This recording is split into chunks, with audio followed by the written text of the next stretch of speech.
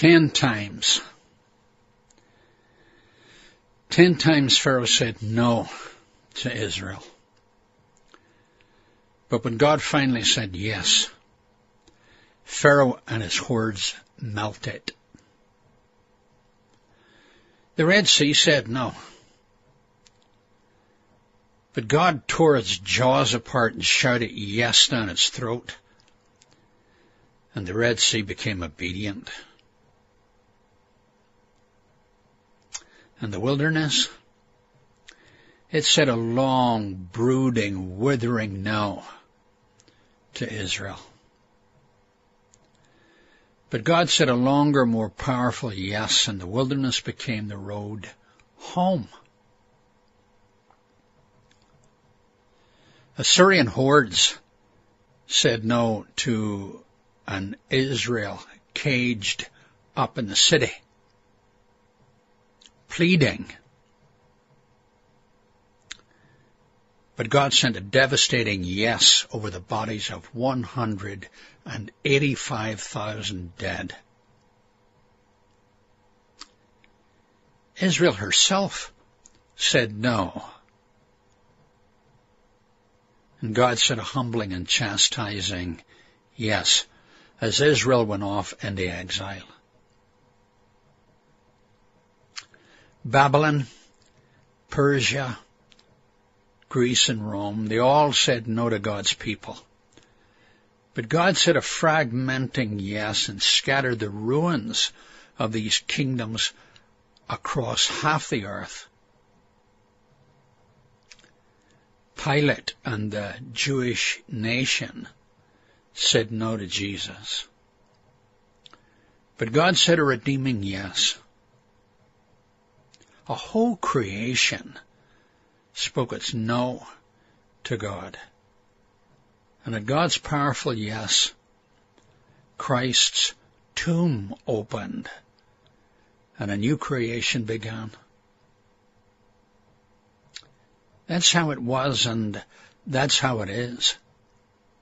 The world speaking its scornful no to a feeble, vulnerable, self-despising, and self-doubting church. And God saying his powerful and gracious yes.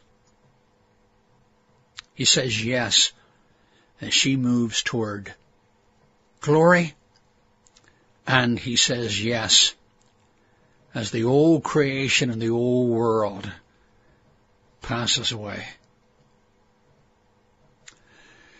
Paul said this in 2 Corinthians 1 verse 20. For no matter how many promises God has made, they are yes in Christ.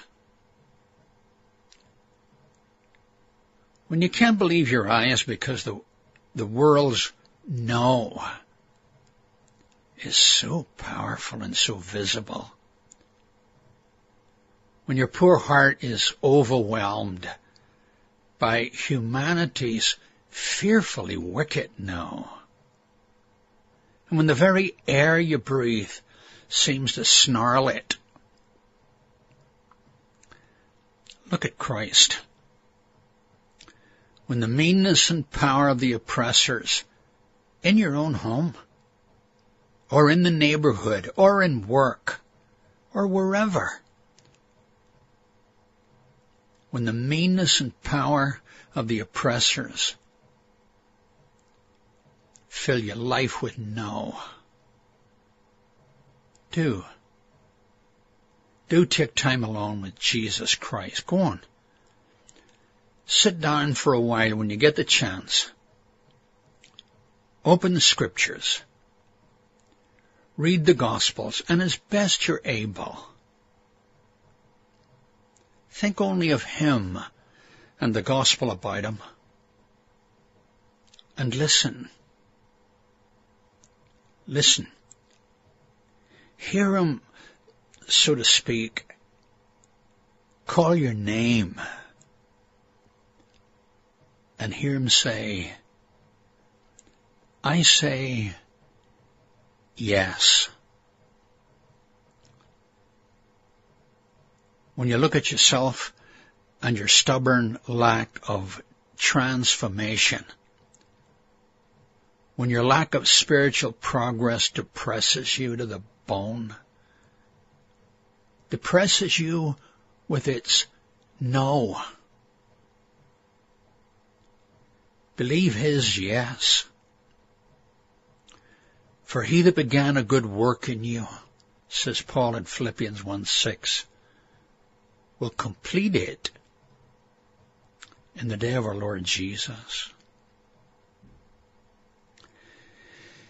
I think that's where the sternest challenge of our faith lies. It's where worlds collide. It's where faith's power and triumph are experienced in believing his yes that defies the world's no. This Spirit-worked faith of yours is moral heroism. Go for it.